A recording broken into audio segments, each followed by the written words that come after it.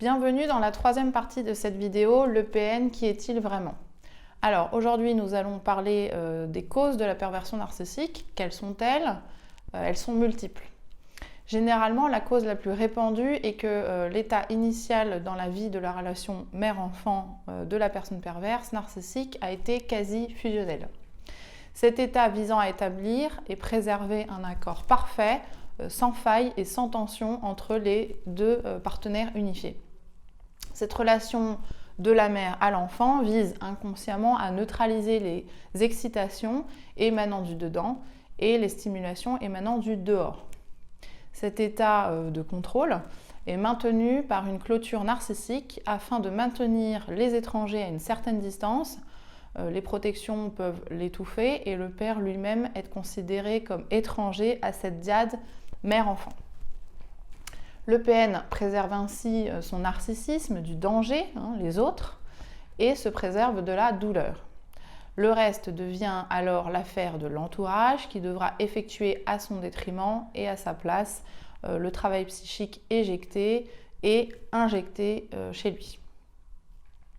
Pour la deuxième cause de la perversion narcissique, on sait que les PN ont vécu un certain nombre de facteurs, d'événements ou de non-événements, de carences affectives ou de blessures narcissiques. Donc des polytraumas qui entravent les tout premiers stades de construction de la psyché humaine et qui auraient dû normalement aboutir à la distinction entre le soi et le non-soi.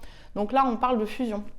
Et induire une constitution d'une représentation d'un moi séparé de l'objet, de la mère. C'est une fusion dysfonctionnelle et toxique qui s'installe alors. Une autre hypothèse est que les PN ne se sont pas sentis aimés réellement, c'est-à-dire de manière inconditionnelle. L'amour qu'ils ont reçu était donc conditionnel, un amour à condition. Les parents avaient des attentes élevées vis-à-vis de l'enfant, un enfant qu'ils rejetaient, soit de manière frontale ou de manière subtile, dès qu'il ne correspondait pas à leur idéal. Il peut y avoir une négligence également de la part des parents, parfois eux-mêmes PN, voire de la maltraitance.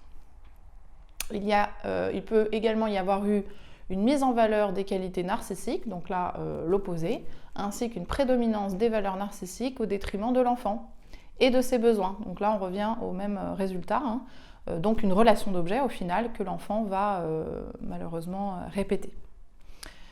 L'enfant prolongement des parents est alors narcissisé dans cette hypothèse et dans sa toute-puissance tentant de dépasser ses parents et de tuer le père symboliquement. Il y arrive rapidement et rentre dans un schéma sans limite qui fera de lui un adulte mégalomane qui pensera qu'il faut soit séduire et avoir l'autre, la mère symboliquement, ou tuer et détruire les autres, symboliquement le père. Avoir ou détruire, l'enfant adulte n'aura plus que ces deux choix.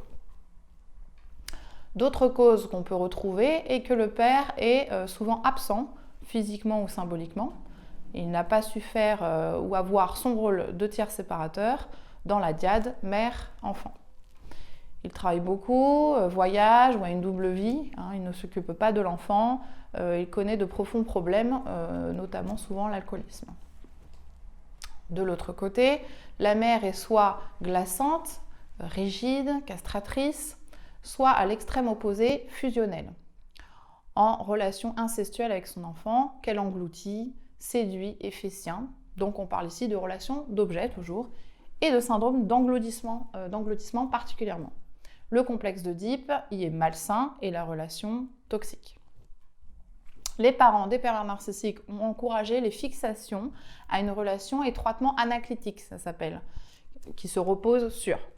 La relation est ambivalente et contradictoire, le message est subliminal et rassurant, si tu restes à côté de moi, il ne t'arrivera rien.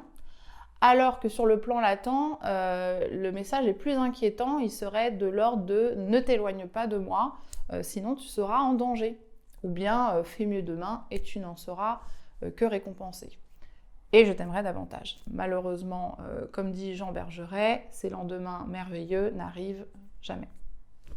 Voilà pour aujourd'hui concernant les causes de la perversion narcissique. Je vous retrouve la semaine prochaine dans une 4e partie pour vous parler de la pathologie du lien dans la perversion narcissique.